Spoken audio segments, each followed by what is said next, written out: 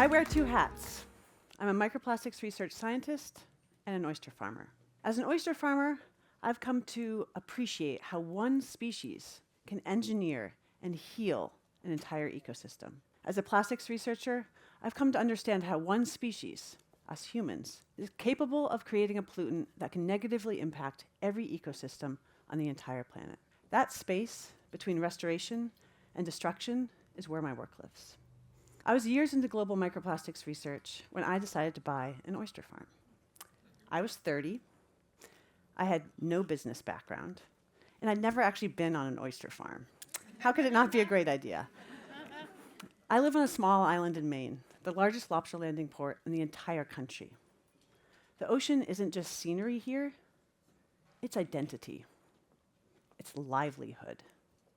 We are a working waterfront community. But the Gulf of Maine is changing and warming rapidly. And maybe the way we work on the water needs to change too. Enter aquaculture. I'm talking about shellfish and seaweed farming. We aquaculturists like to say that our work doesn't just do no harm, but actively does good for the environment.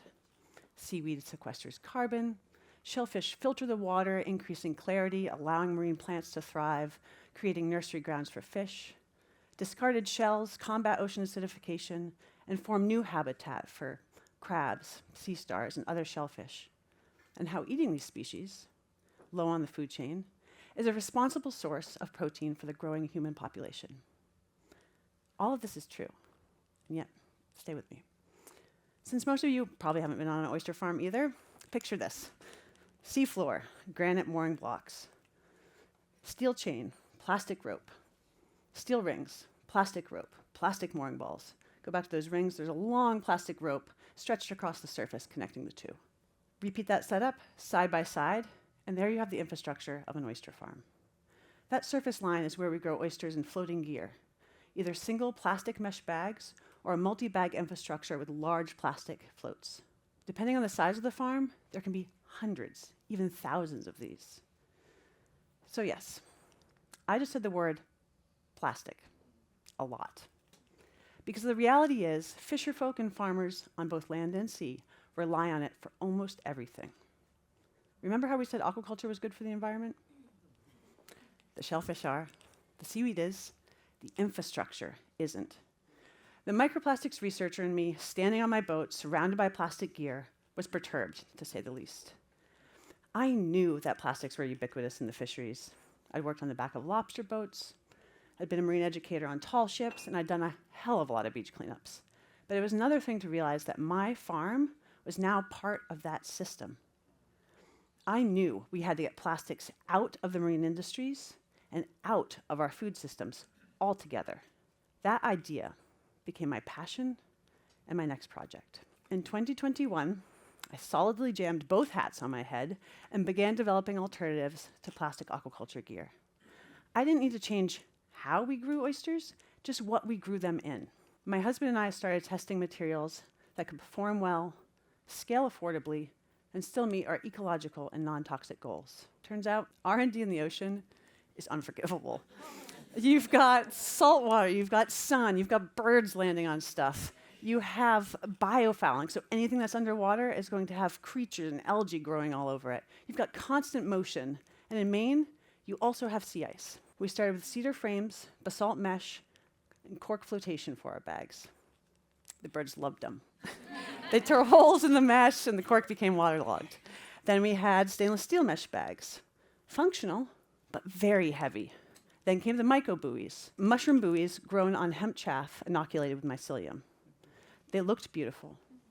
They floated. They biodegraded. Just a little too quickly.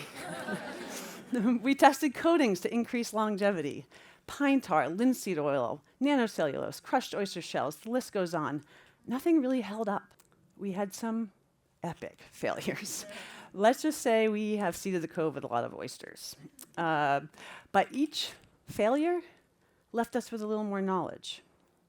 We refined our design, crossed materials off the list, and explored new approaches. And that's what led us to aluminum. It's durable, it's lightweight, it's repairable, and unlike plastic, it is actually recyclable. A few other manufacturers were using aluminum components in their gear, and we saw real potential.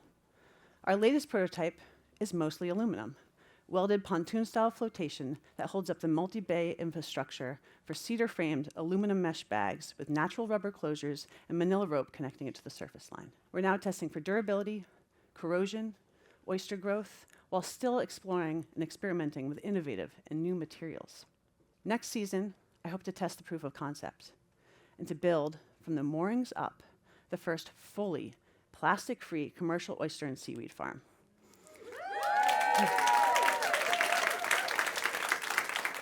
And we're not stopping there.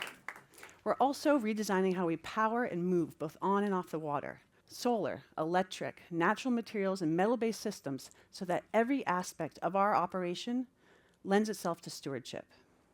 The ocean will keep humbling us, but that's okay. Because if you aren't making mistakes, you probably aren't learning. The oyster doesn't move. It adapts to the currents around it. It filters what's harmful and makes the water a little clearer for everything else to live. It builds community, literally, by growing together to form reefs. To me, that's what it means to live like an oyster, to stay rooted in community, to filter what's toxic and to make the way a little clearer for those who come after us. My vision is to push the boundaries of what it means to run a business in the ocean, to innovate without compromise, and to design with the sea's future in mind. As a farmer, a scientist, a mother, and a citizen, I refuse to accept that the ocean must pay the price for our lack of imagination. The oyster doesn't wait for someone else to clean up the water. It just gets to work. It's time we did the same. Thank you.